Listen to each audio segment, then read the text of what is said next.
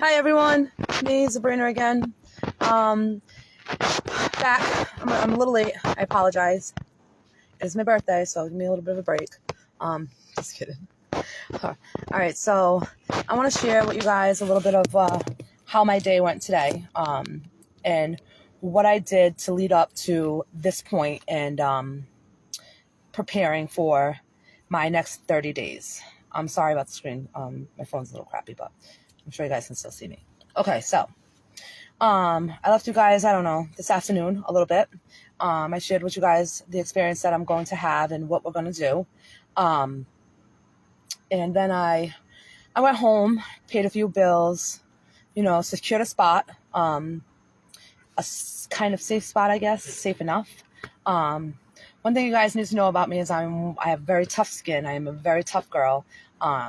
Not many things scare me. Not many things make me afraid.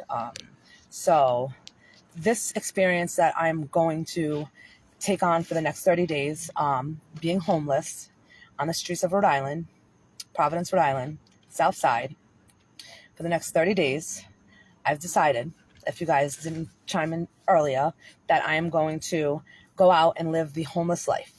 I want to experience it. I want you guys to experience it with me. I am going to be live on all of the things that I decide to do, whether if it's going into a store to maybe get some water for noodles and, see if they let me use their microwave, trying to find a spot to use the bathroom, going to tent cities, talking to people, talking to the homeless, how did they get there? Where did they come from?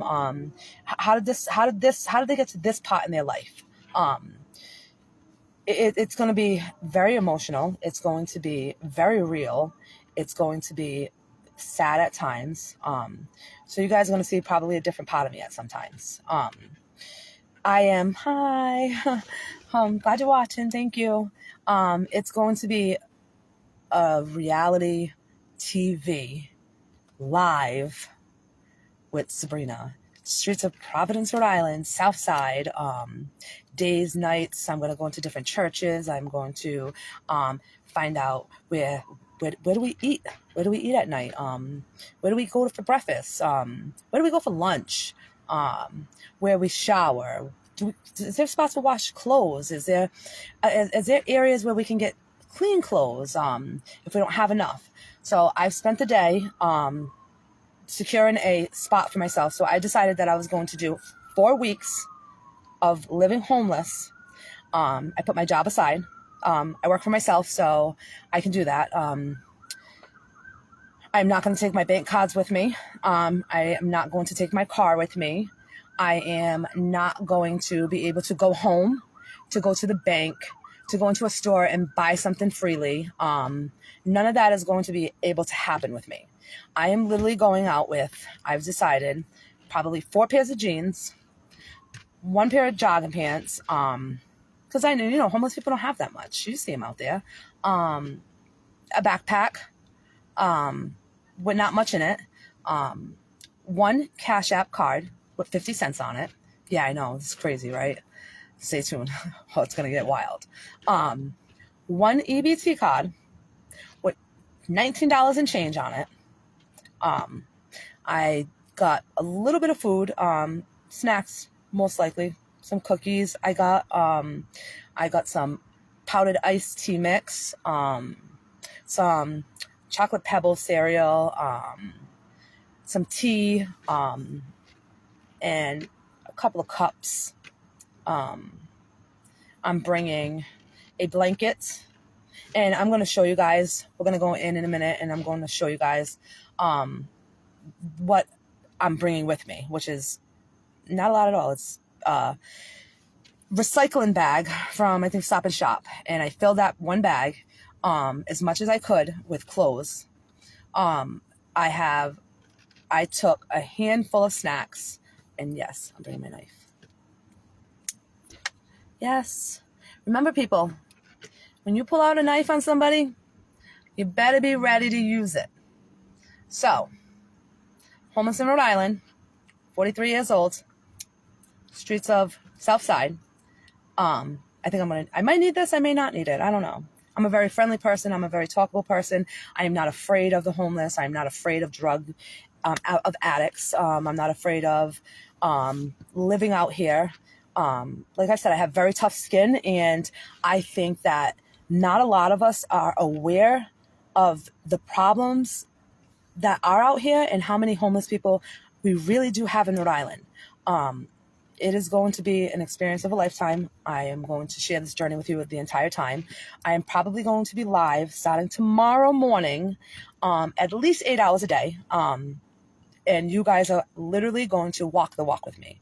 You guys are going to talk the talk with me. You guys are going to listen to people's experiences, people, real life, like what people are really doing out here. What are they doing to get off the streets? Is there any really help in Rhode Island? We're going to be calling 211 together. You guys are going to be listening to those conversations with myself, and I will be the homeless person looking for shelter. That might be even nice that we can stay in a shelter. Who knows? I may not sleep. I may be live all night with you guys, but there's going to be nights where we are going to literally walk the walk. Okay? So like I said, I decided to take a bowl of cereal, and a bag of cornflakes, a couple tea bags, pack of cookies, a pack of powdered tea, iced tea, obviously, because I'm sure I can get water and stuff out there. Couple pairs of socks, a pair of sneakers, a pair of Crocs, one sweater, one jogging suit, one pair of like lounge pants, 3 shirts. Not even enough for a week, I know. But if you're homeless and you see homeless people, they don't get to change their clothes every day.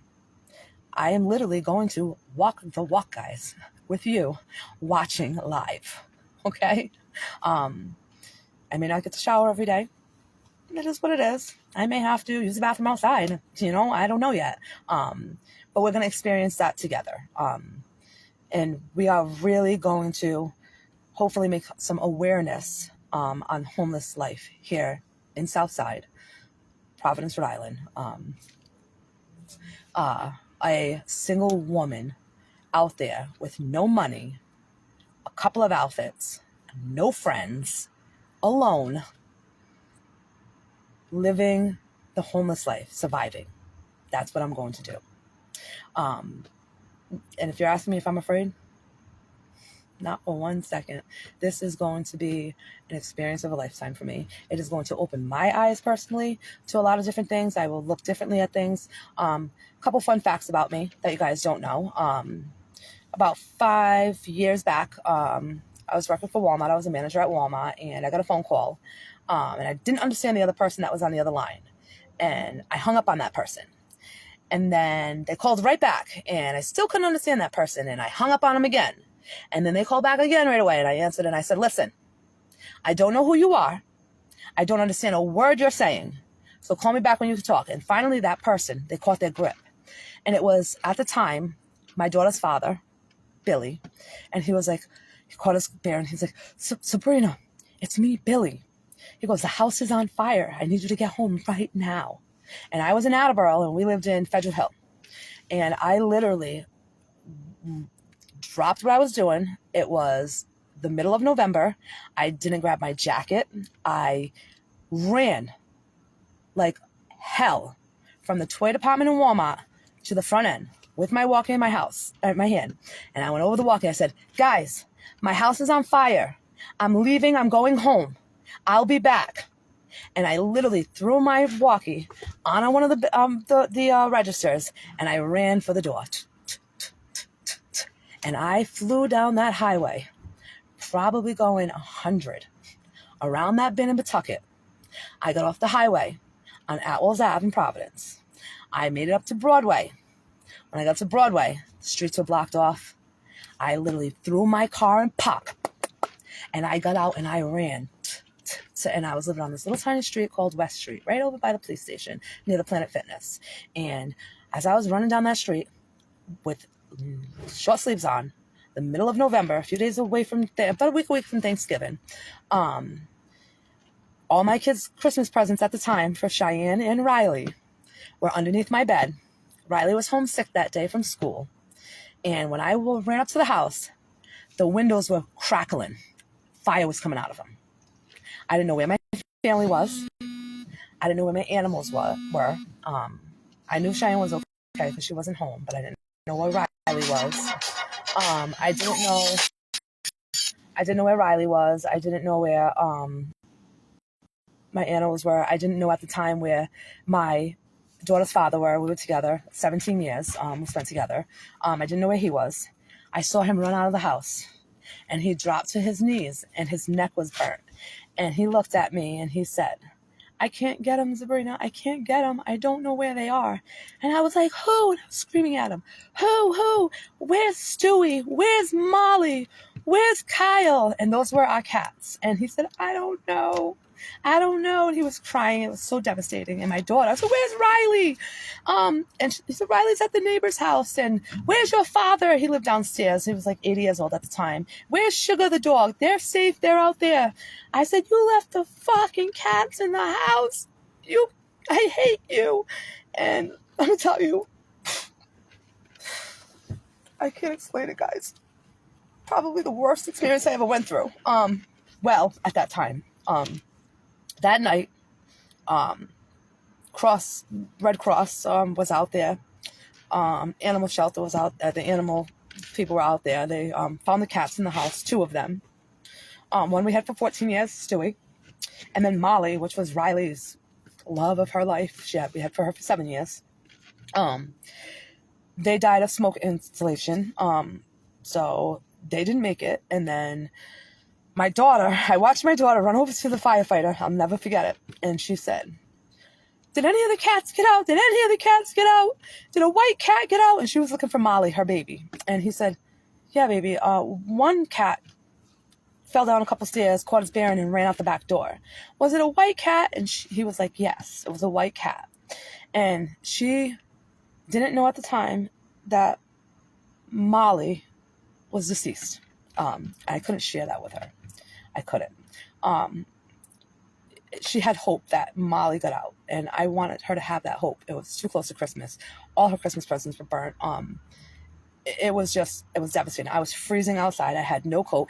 By the time the fire was put out, guys, and I'll post those pictures eventually down in the comments too of what the house looked like after the fire was put out. I still have them on Facebook. Or if you go through my Facebook and you go down a few years, those pictures are there, and you can actually see the house fire and what we went through. We were on the news.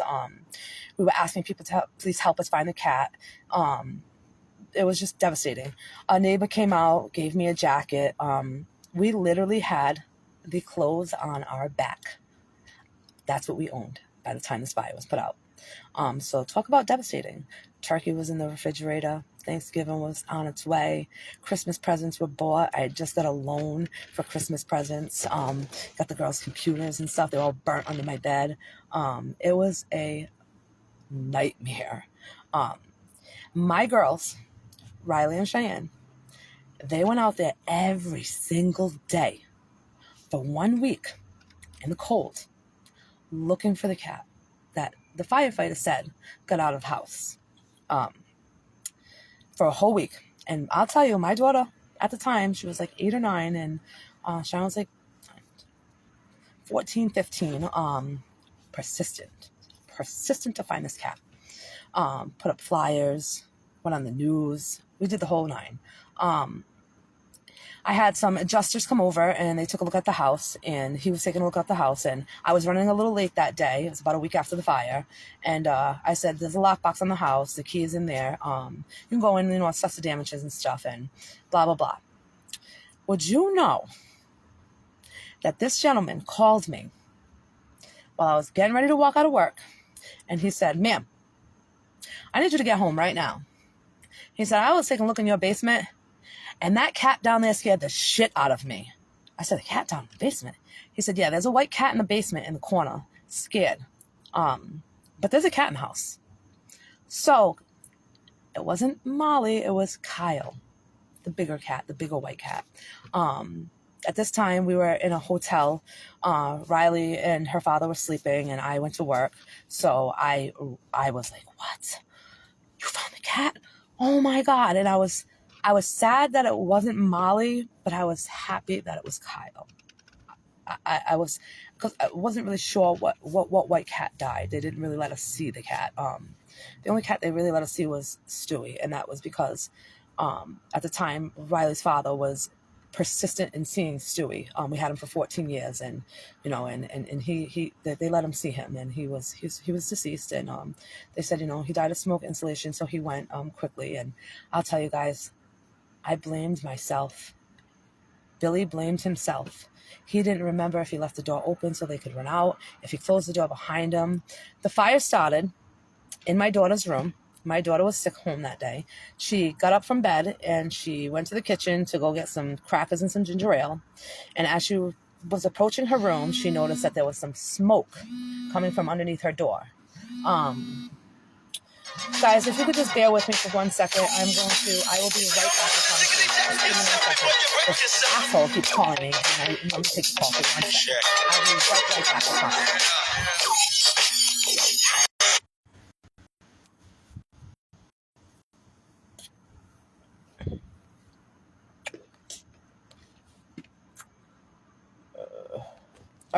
All right, sorry. They hung up. All right. So I got some cat food. I bought a cat carrier while I was at work. I paid for it. I purchased it. I got in my car, and I flew down the highway again, all the way to Atwells Ave from, I was in North Attleboro, Walmart.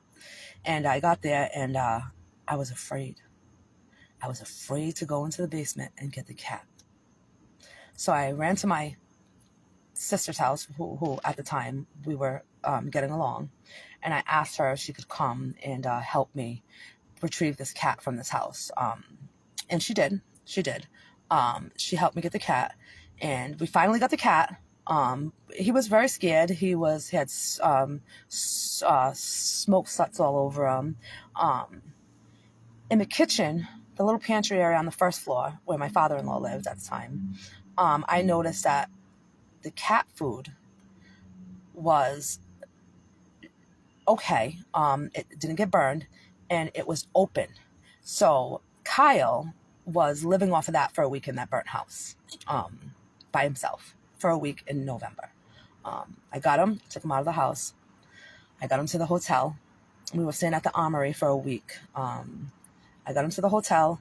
I put him on one of those things, and I wheeled him up to the floor that we were at, and I knocked on the door. And my daughter opened the door, and she saw the cat thing. And she was like, her eyes lit up. She goes, "Mom, is it Molly?" And I said, "No, Riley, it's Kyle." And she was like, "Well, at least he made it." And we brought him in the room. We obviously took him to the vet and stuff after that, but we brought him to the room, and we took him out of the thing, and she literally sat there on the floor with him for over an hour petting him. The other cats didn't make it. It took us a little over a year to rebuild the house. All our memories were gone. Everything was gone. But we did get to rebuild the house. And then a few years later, me and Riley's dad didn't work out, and I had to go. We wasn't working out. It was just, we hated each other. All we did was fight. One of us had to go, and I didn't want too many things to change for Riley, so I talked to Riley, and I said, "Listen, Riley, Cheyenne was a little older. She went to stay with her dad for a little bit, being rebellious and, you know, wanting to do her thing, gasoline on the other side." And I said, "Listen, Riley," I said, "Mom and Dad don't get along anymore. We can't stay together." I said, "So Mom's going to move out." I said, "Do you want to come move with me? Or do you want to stay here in this house?" And I gave her the option because she was old enough to make that decision on her own. And she said, "Honestly, Mom," she said, "but you got to remember, Riley, we just went to a house fire, and this kid got the bedroom that she dreamed of. When she said, 'Mom, I want a bathroom in my bedroom,' she got a bathroom in her bedroom. When she said, 'Mom, I want a laundry room in off my bathroom,' she got a laundry room off her bathroom. I want a closet. I want a 50-inch Samsung curved TV on my wall. She got that. When she said, 'I want my bed to recline,' she got that. So try to get a 9, 10-year-old out of a room like that, brand new room. Everything's brand new. She had her own AC unit in it, everything, and have her come move into an apartment with her mom. And I said, "What do you want to do?" She goes, honestly, Mom, I love you both, but my grandmother died here in this house. My cat's buried in the backyard. Previous cats, previous goldfish, all kinds of things. My memories are here. I was brought home in the hospital here. I've lived here my whole life. I want to live here, and I want to go back and forth. And I said, okay. So I decided at that time that I wasn't going to take anything from the house. Nothing at all, except for my clothes, my sneakers, and myself. So that is what I took. 36 years old, I took my stuff, and I went and I moved in on my own. And I dropped my stuff in my middle of my floor at 36 years old, and I said, this is what you got, girl. You're starting over. And I prospered. I made the most beautiful home for myself and my daughter when she came over in Johnston. She went back and forth. We went on trips to Albany, New York together, and spent weekends together, and I just wanted her to know that I didn't leave her. I left her dad. She is now 18 years old. In CCRI, she has a job. She is very much independent. Has saved up, I don't know, $19,000 working. She's ready to buy a car. She's going to driver's ed. She is the most beautifulest 18-year-old I've ever met. She is a product of her mom. That's for sure. My oldest is 24 years old now. She lives on her own. She works from home, and she is my mom. She calls me 100 times a day. Mom, are you okay? Mom. She checks on me constantly. I can't be more blessed than have the 2 kids that I have. Okay. So fun fact about me, house fire, so much. So after I moved out, I ended up meeting this man named Matthew Brandon. He lives in Taunton. And I fell head over heels for this guy. You have no idea. I didn't know what love was until I met this guy. He showed me how to be loved. He showed me how to be respected. He showed me how to be treated. He showed me what I needed to know, what I needed to understand as a woman, how I should be treated, how I should be respected. He made me love myself again. He made me love people again. He made me love him again. It was amazing. So we did this for about 2.5 years together, and then we decided that January, that in April, we were going to become one. There was going to be no more back and forth. Him coming from Taunton to Johnston every Thursday, Friday, Saturday, and Sunday to spend at my house with him and his dog Thomas. And every Monday, Tuesday, Wednesday, Thursday, I would drive to Taunton, even though I was working at BJ's in Coventry. So overnight. So I would leave his house in Taunton, drive to Coventry those days, leave Coventry, drive to Taunton those days. It didn't matter. I would have drove around the world for him. That's how he made me feel. And then, amazing. So we decided that in April, we were going to become one, and we were going to move in together, and we were going to put our money together, and we were going to save. And we decided that in 1 year we could save $25,000, and then we could put it towards our own home. And I was gung-ho for it all the way. I was never leaving this man. This man was the love of my life. I know I have 2 kids, yes, and I've been with their fathers, one for 8 years, one for 17 years, and I never loved the way I love this man. And that's the truth. Unbelievable. When you love someone, it's a different feeling. When you are in love with someone, it is a different feeling. Amazing, guys. I hope all of you guys one day in life experience what love is. January 19th, 2023, he wasn't feeling well, and I had to work that night. I went to work at 9:30 every night, and he was coming to my house with me. He wasn't feeling well, and I'm going to be 100% honest with you guys. I'm going to lay it all on the table. This is something that I have not shared or spoken about at all to no one till now. Okay, so I'm giving you guys some really true stuff about me. Really real life shit that happened to me. Yeah. So he wanted me to go to a lady and pick up 30 perk for him because he wasn't feeling well. He had diabetes, type 1 diabetes, insulin resistant, neuropathy. He had it all. And he was really hurting that day. And I said, oh, she's not home right now. I pretend made the phone call. Oh, she's not home right now. All because I didn't want to go. Yeah. We stopped on the way in East Providence at the McDonald's, and he got a cheeseburger. And we drove to my house in Johnston. We got out of the car, and he says, guys, you're going to learn a lot about me today. He says, babe, I'm just going to get a bag of Fat. He said, it's the same thing that's in those pills, those fake pills. We'll just do a little sniff of peace, and yeah, we'll be good. And never in my life have I ever did that before. Neither did he. And I said, all right, cool. I go upstairs because I got to get in the shower and I got to get ready for work. And he said, I'm going to go take Thomas for a walk real quick. And he comes back maybe 10 minutes later, and he has this very small bag like this, right? Like this, right? And it's got some white powder in it, right? And I looked at it and was like, and he was like, that cost $50. I was like, what? Shit.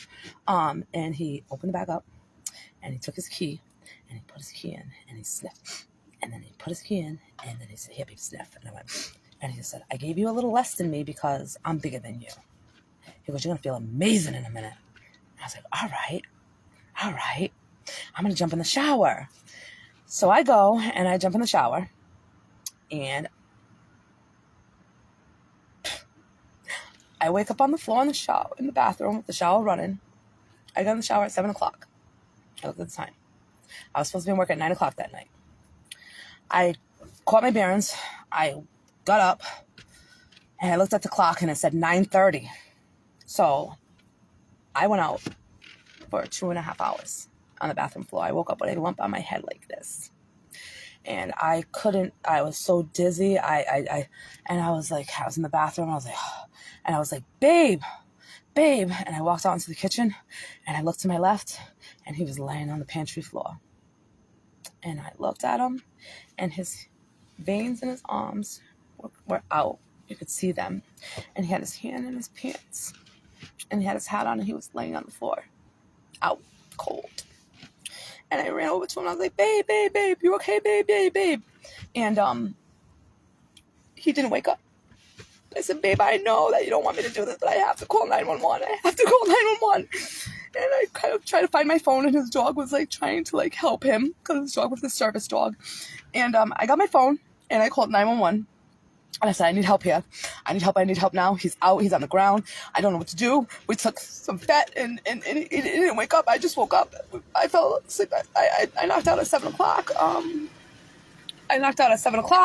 It's now 9:30. I overdosed and he hasn't woken up yet. And she was like, pump on his chest as hard as you can. And I was like, babe. I said, I gotta put the dog in the room and I gotta open the bottom door for the firefighters. And so I put the dog in the room as fast as I can. I ran down the stairs, I opened up the door, and at the time, my mom and my brother lived on the first floor. Okay. And I ran back up those stairs and I got over him and I pumped until they walked up the stairs and they pulled me off of him. And they were like, knock in. There was about 7 officers. There was about 9 firefighters, ambulance. Every single one of them used all the Narcan they had on him. And I was sitting on my living room floor facing the wall, and I didn't want to see, and I was like, just help him. And I hear him screaming, and I hear him saying, get him in the stretcher, blah, blah, blah, get him to the hospital, blah, blah. At this point, I didn't know he was deceased already. I was hoping that they could get him, and they were asking me a bunch of questions, and it was. And we get to the hospital. They said, we're going to take you to the hospital too, because blah, blah, blah. And they might knock in you, blah, blah, blah. And I get to Rhode Island Hospital, and about 2 hours goes by, and I'm sitting in a chair, and this guy walks over to me, and he starts asking me questions. Is this his ex-wife's name? Is this his brother's name? Is this his mother's name? Is this his... And I said, whoa. I said, sir, can I please see Matt? And they said, you haven't seen him yet? And I was like, no. They said, oh, sweetheart, you can't see him. And I was like, I can't see him. I said, sweetheart, he didn't make it. And the way he looks right now, you wouldn't want to remember him like that. And when I tell you I had an out-of-body experience, I got up off that chair. Remember, it's the middle of November. And I walked from Rhode Island Hospital on Eddy Street to Killenly Street in Johnston, if most of you know where that is, with no jacket on. I don't even remember the walk. But I got home, and I opened up my front door, and on the table was his car keys, his wallet, his jacket was over there. And I literally walked in the house. I let the dog out of my room, and I dropped. And I cried, and I cried, and I cried, and I cried, and I cried, and I cried 4 straight months. I lost my mind. When I tell you I lost my mind, I lost my will to want to live. I lost my will to want to move on. I went to his house every day for a month, every weekend, and slept in his bed, smelled his clothes. Guys, I'm going to take this call, and I apologize.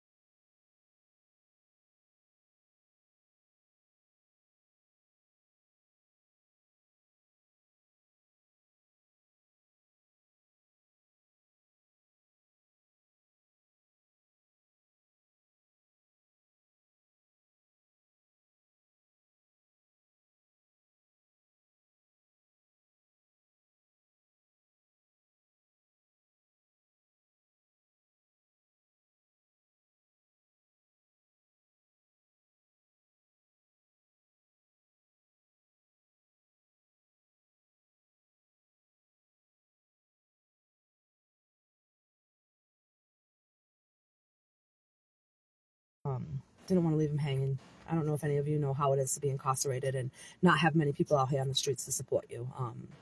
I also have been incarcerated, yes. I did. I spent 2 weeks in jail the first time. The second time I spent about a month and a half. After Matt died, I went downhill. I got on drugs. I gave up on life. I didn't care. I wanted nothing more than to die. And then I started stealing to support my habit. So I became the biggest thief in Rhode Island. When I say the biggest thief in Rhode Island, I was out there 7 days a week. I don't know how many stores I hit, but it was, I can't even explain to you how much I can't explain to you. That is what the drug will do to you. It is. Today, I can literally sit here and say, I am no longer on drugs. I have a car. I have a job.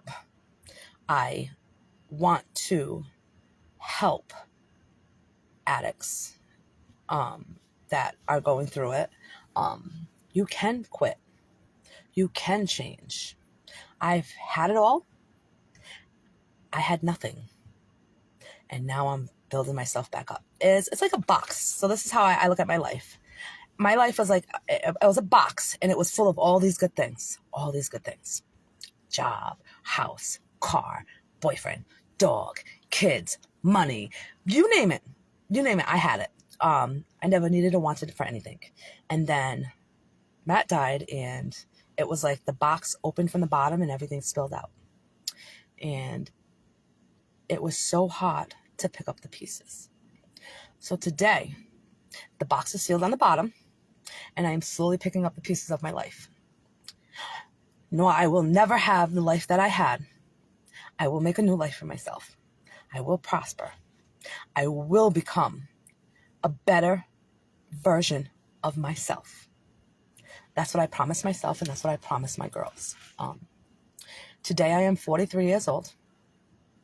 I am wiser, stronger, bigger, better, and I am more willing and more resistant to do the things that I want to do in life and to experience the things that I want to experience. And this happens to be one of them. I almost was to the point where I was on my ass, nowhere to go. You know, I spent days out there, you know, chasing the drug, not worried about life, not worried about where I was going to sleep at night, not worried about. So I kind of know how it is, but don't really know how it is.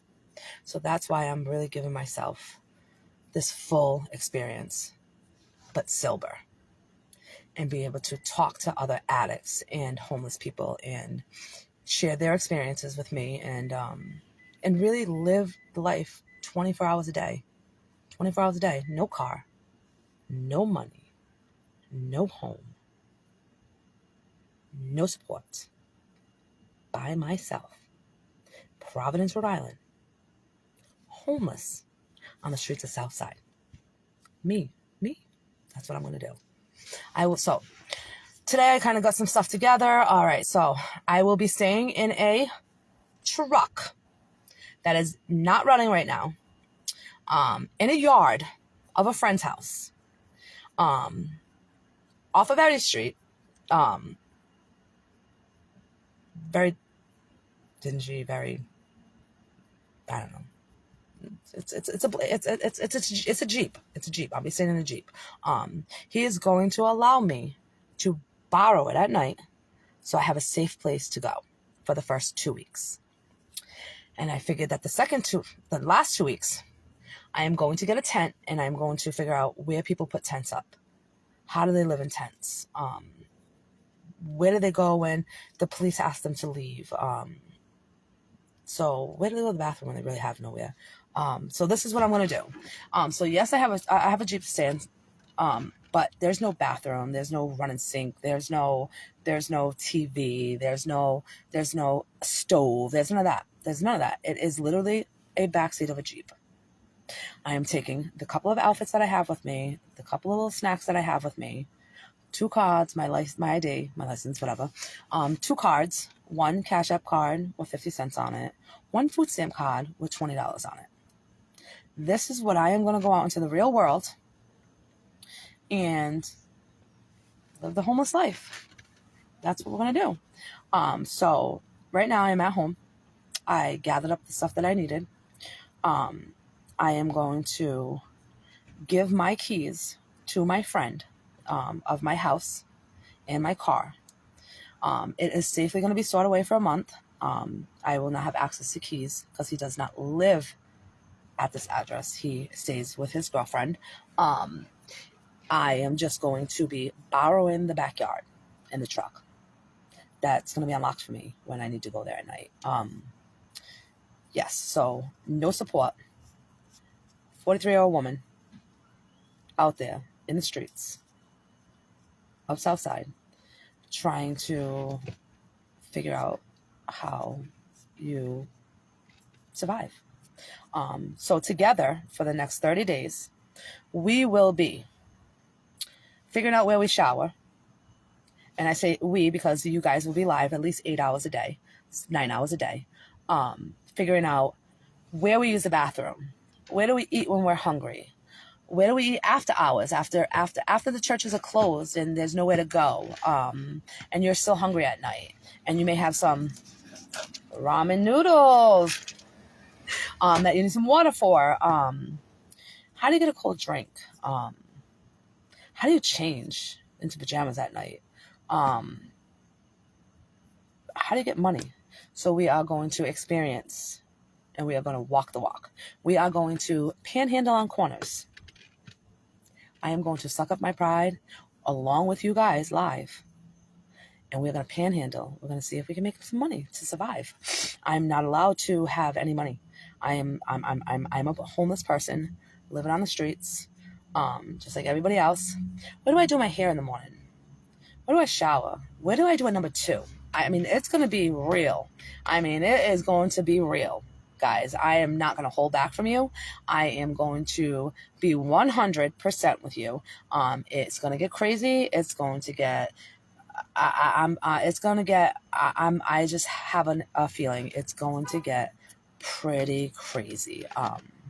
So I'm going to spend the night, first night, in the truck, getting it ready and, trying to set it up to the best of my ability, I guess.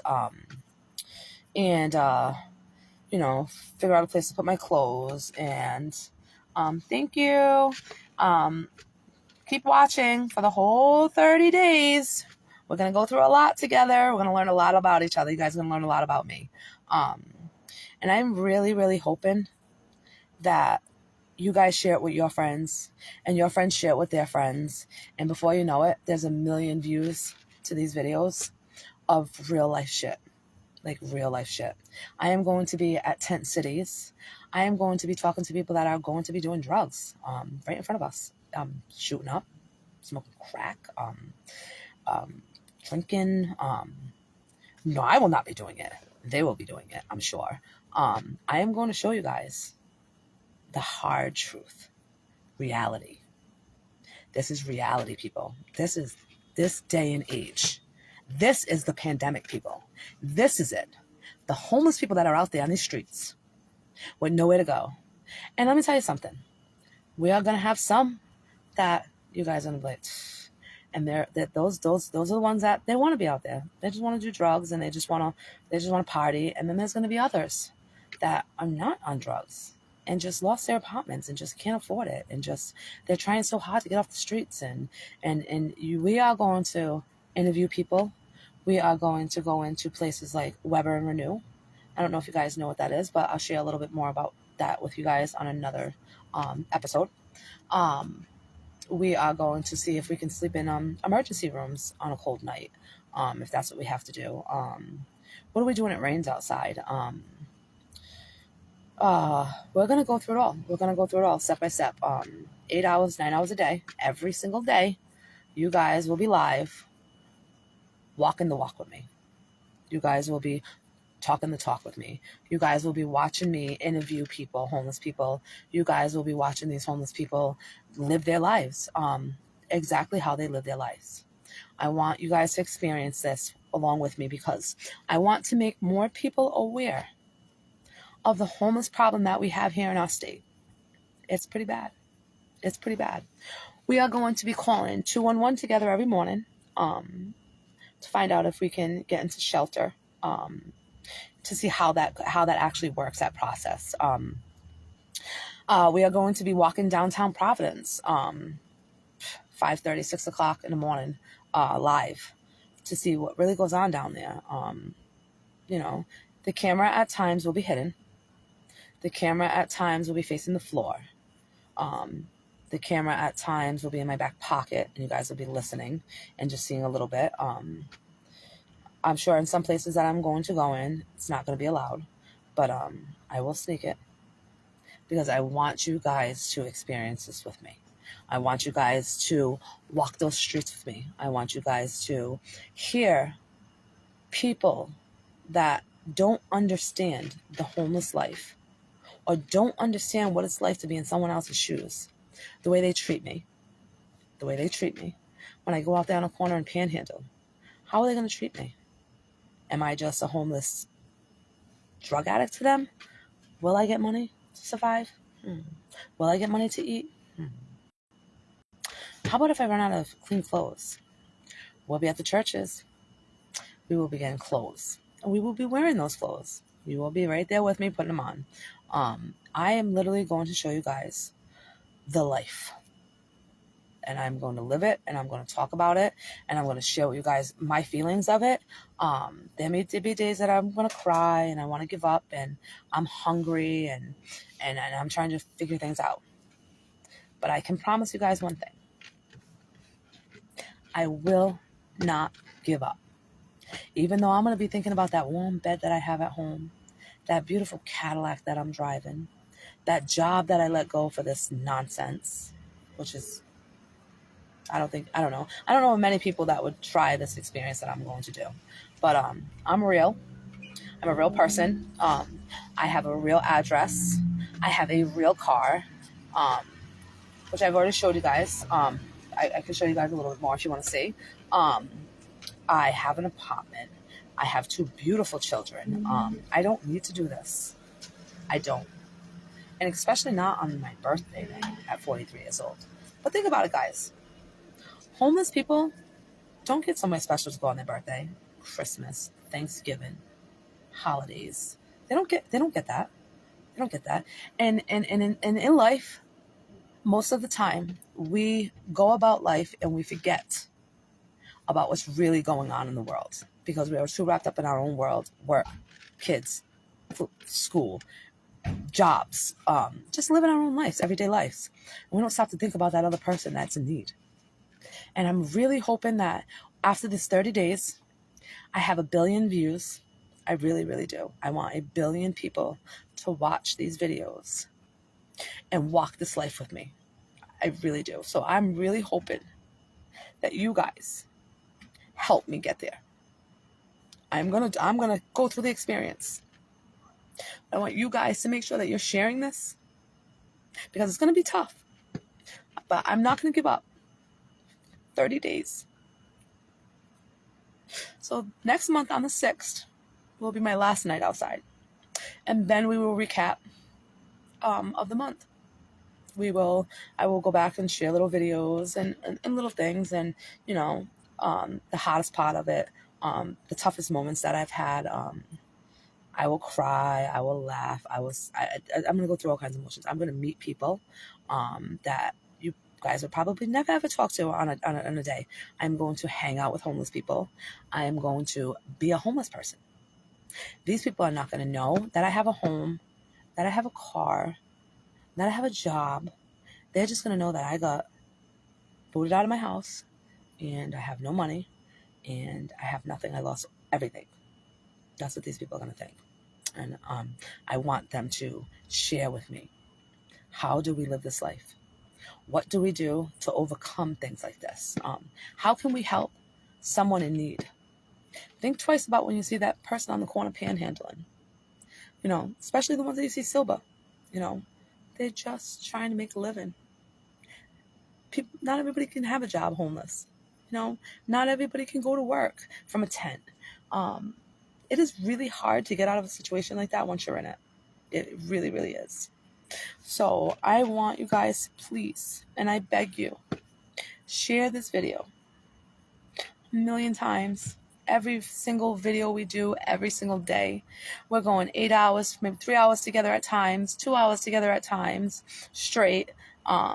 Just real reality, real life TV. I am going out there with a cell phone, 2 cell phones. 1 for my lives and 1 so we can make phone calls. And you guys can help me. You guys can hear everything that's going on, put on loudspeaker when we're calling 211, which is the help line for Rhode Island, all the way from homelessness to needing food for your home, for helping you with bills. These people help you with clothing, food, shelter, tents, anything that you might need. That is like a 911 for life, is in this 211. This one program runs all the homelessness. I did find that out. So I found out about a couple churches, doing my research a little bit. And tomorrow morning, when I wake up, because I'm going to tonight, I am going to drop my car off right now. This is real happening. This is really happening, guys. And I cannot wait to share this experience with you. We are going to get up tomorrow morning. We are going to... I heard that Matheson Street Church in downtown Providence at 8 a.m. gives a really good breakfast. I'm going to eat the food. I am going to use the bathroom outside. I'm going to get dressed in a truck. I'm going to use bottled water on my hair to get ready in the morning. I'm going to find places to brush my teeth. There may be a day I don't brush my teeth. I don't know. I really don't know what to expect. But I did have a really good lunch today. I put all my money aside. Paid some bills. Got my cell phone paid for the month, at least till the 28th. And then we'll see what happens then, because I don't have any money to pay my cell phone. So how am I going to pay my cell phone? We'll find that out on the 28th. To be continued. How do you wash your clothes? What happens on the weekends when things are not open? Because I heard like Weber and Renewal, they're not open on the weekends. I heard this place is a godsend for homeless addicts. And I'll share a little bit more about that place with you, because what I've heard touched me in ways I've never been touched before. My heart was so warmed. Matheson Street Church. If you guys don't know about that church, every Sunday they give a hot breakfast. Every Friday they give a hot dinner. They're not open on Fridays during the day. They open up at 3 to 5 or 3 to 7, 5 to 7. I'm not sure. We're going to figure that out. And they do a sit-down dinner for the homeless people. And they have volunteers that come in and serve the homeless people while they sit down a hot meal. So it's like being at a restaurant. I'm going to experience that with you guys. We're going to sit with the homeless people and we're going to eat. I heard that they are open from 8 a.m. to 3 p.m. or 2 p.m. Monday through Friday. No, Monday through Thursday. No, Monday. The only day they're closed is Friday during the day. So the Monday through Thursday, they are open until 2 p.m. You can go in and get coffee all day. You can sit inside of there. It's kind of just like a safe place to go.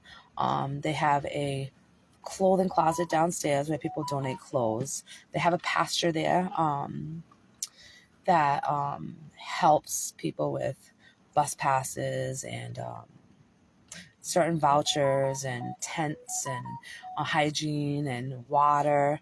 We're going to see if we can do an interview with him. If you guys at any time decide that you want to donate anything to these places that we're at to help the homeless, I will be leaving comments like that down in the comments. We will be experiencing it. You guys will be hearing it for yourself. So none of this is fake. None of this, for any reason, is fiction. This is all reality. This is 100% reality. This is life in 2025 in the state of Providence, Rhode Island. Living homeless. And we're just going to do it together. I'm a little nervous. I'm not going to lie to you guys about staying in the truck tonight. I know that it does lock, but I know that there's a lot of rats in that area, and I am not a rat person. I'm not a bug person at all, but I'm sure a lot of homeless people are not. So I'm going to suck it up, and I'm literally going to suck it the fuck up. I want you guys to share this video. I want you guys to tell your friends to follow me. I will accept all followers between now and 30 days. And just let's go viral, people. Let's show the world what it's really like. Help me make this awareness for our homeless people, our homeless vets that are out there, homeless sick people that are out there, drug addicts, alcoholics, crazy people, people that just need to be on meds and be in a mental institution. I am going to walk the walk with them. I am going to talk the talk, and I am not going to be afraid one bit to have that person by my side, walking down the street with me, showing me things that I don't know and how to live this life. And and we're going to do it. Only thing is at night, we are going to go back to a Jeep in a yard full of rats. And that's where we're going to sleep. We're going to get up in the morning. We're going to figure out where we're having breakfast. We're going to figure out where we can hang out. We're going to figure out where we can charge our phones. We're going to figure out where we're going to get our next meal from. Where we're going to get $1 from. We are going to experience it together. So I hope that you guys, for the next 30 days, really tune into my lives and share this experience with me. It is going to be, it's going to be real, people. It's going to be real. I'm sorry, I wanted to make sure that I showered I got a little bit of rest because I don't know if I'm going to rest for 30 days. I don't know. We'll see. I'm going to try to develop friendships with people. When it's time for me to set up my tent, where am I going to set up my tent? Am I going to get robbed? And, am I going to accumulate stuff over the next 30 days? Because let me tell you something. I will be in those shelters. I will be getting those clothes. I will be putting those clothes on. I will be experiencing this 100%. I want to go through it. I want to go through the motions. And I want you guys to know every step of the way how it felt, how it made me feel as a person, what it did to my dignity, how people made me feel, how people looked at me, how I was treated differently, and where I was treated differently. A few of these churches I've been in. So we're going to hit up the Amherst house, which is Southside Broad Street area. We are going to go to Crossroads and see what that's like. What options do they have for the homeless people? We're going to go to Weber Renewal together, and we are going to experience some things that you people are going to say, oh my God, this girl is about it. I'm about it because I want people to be aware. Homelessness is real. Not every homeless person is a bad person. Not every homeless person is a drug addict. Not every homeless person picked this life. Things happen to certain people at certain times in life that bring them to these moments that we're going to experience together. After the 30 days are over, you guys are going to come back home with me. And we're going to sit down and we are going to recap the entire month. And I'm hoping by then, I have so many people that actually want to watch the videos and want to see and have been following me for the last 30 days to see how this is going to go down. I'm going to sit in Dunkin' Donuts, McDonald's, Wendy's, and just wherever I can go to stay inside for as long as I can before I go back to my home, which is going to be a backseat of a Jeep. How I'm going to wash the couple outfits that I have. How long is my little bit of food going to last me? How do I get a cold drink at night? We're going to go through this experience together, guys. Me and my life. Whoever's on my life is going to experience some reality. Real life shit. From A to Z. Having no car. Having no job. Having nowhere to go. Having very little clothes.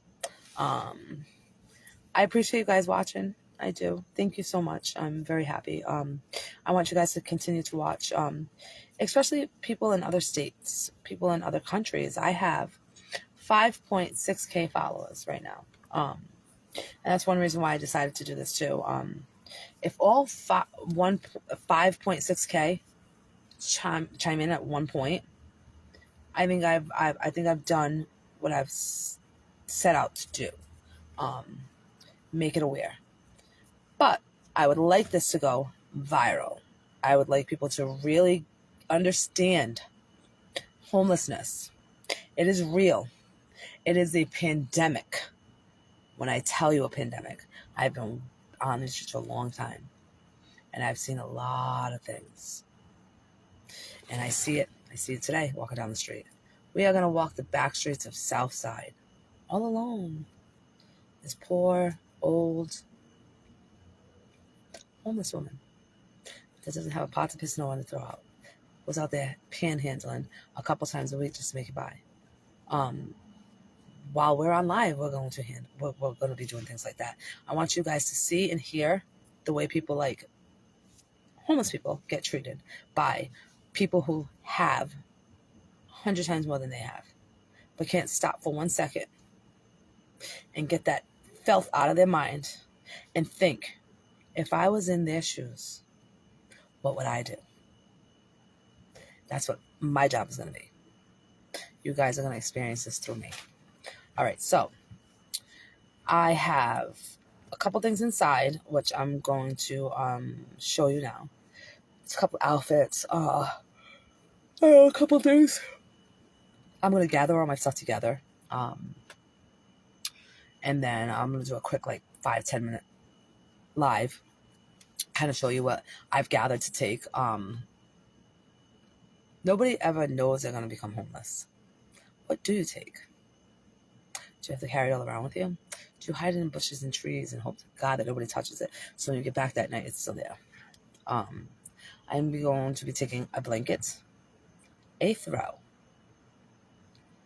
couple pairs of jeans, one jogging suit, one pair of lounge chairs, one lounge pants, a couple of bras, a couple of pair of underwear, a couple of socks, and I am going to go to my friend's house, and I'm going to set up the truck tonight.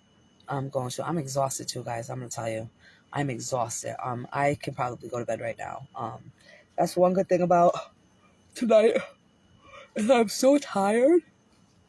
I think once I gather all the stuff and I get it into the truck and I get it situated, you know, I might have to vacuum the rugs really quick. I'm going to set up my home for the next 30 days.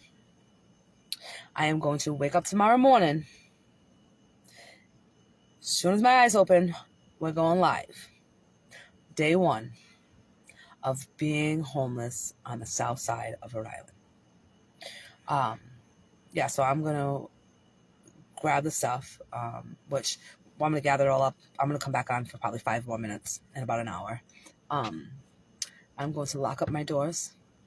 I'm going to say goodbye to my home and my bed.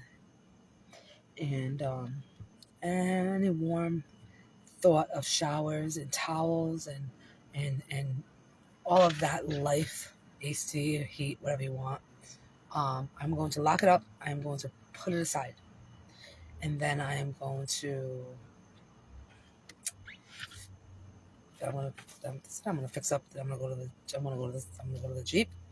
I'm going to organize it a little bit. See what works best for me. I do have one tablet that I am bringing with me as well. It is cracked. It is broken. It's probably my most beat down tablet, but that's usually what homeless people have. They don't have MacBooks. They're not running around with those. Trust me. I've seen it. So I'm going to take a little smashed up Kindle, whatever it is. 2 cell phones. No cash at all. About 52 cents. 19 and change in food stamps. And, yeah. So we're going to do this. So I appreciate you guys so much watching my video on my birthday. And the amount of birthday wishes I got. Can I just stop for a second, guys? The amount of birthday wishes I got. See? You guys made me glow today. You guys really made me glow today. You guys really showed the love, the support. And I won't forget it. I can't thank you guys enough. I am yeah. Thank you guys. I really had a great birthday. It was very relaxed. It was very calm. It was a little crazy. I cried a little bit thinking about what am I doing? Why would I do this? But I'm doing this because God knows where our children's going to be. I want them to be aware of this. I want them to share this with their kids. Like, this is what I want from this video. So, these videos. So, I'm sorry, guys. Oh. I'm sorry, I really am tired. So, I am going to pack up my little bit of stuff. Lock up the house. Once I'm done packing up my stuff, I'm going to kind of show you guys exactly what I'm taking with me. Lock up the house. Get in my car. Drive to Southside. To hand my keys to my house and my car over to a trustworthy person so I can't get it. And we're going to have an experience of a lifetime over the next 30 days. You guys are going to learn a lot about me. I'm going to learn a lot about you guys and who's really out there to support things like this and who really cares and who don't care. You can still have your own life and still give a little back. That's all I'm saying. You can still have a life and be respectful. He's somebody who has a lot less than you. Oh God, I cannot wait to you guys actually get to experience this with me. So thank you, Amanda. Thank you. Please watch. Please share with your friends, your kids. Make them watch these videos. It is going to get really deep some nights, some days. I don't know what to expect. I can promise you that. Only thing I can tell you that I can tell you that's going to happen, it is I am going to be a different person at the end of these 30 days with this awareness that I'm going to give and share. So guys, I thank you so much for watching me live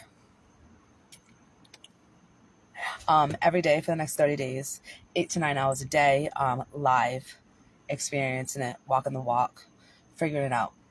Now, a woman who has never been homeless in her life, now has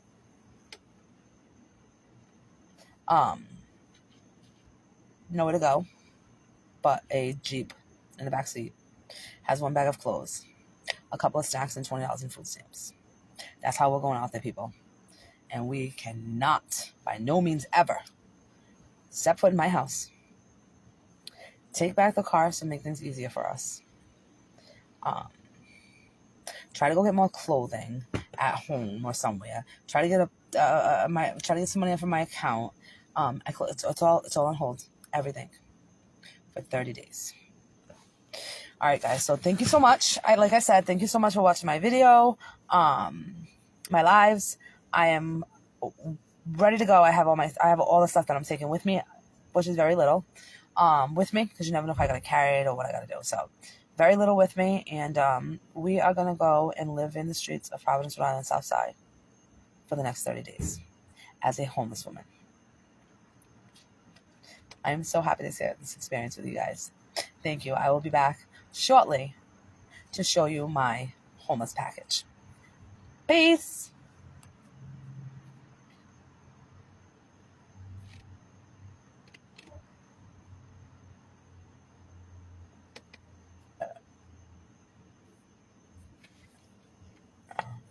How do I shut it off? Guys, I don't know how to shut it off. So bear with me. I'll finish this right there. I'll learn this. We'll be good by the end of it. All right, like I said, peace.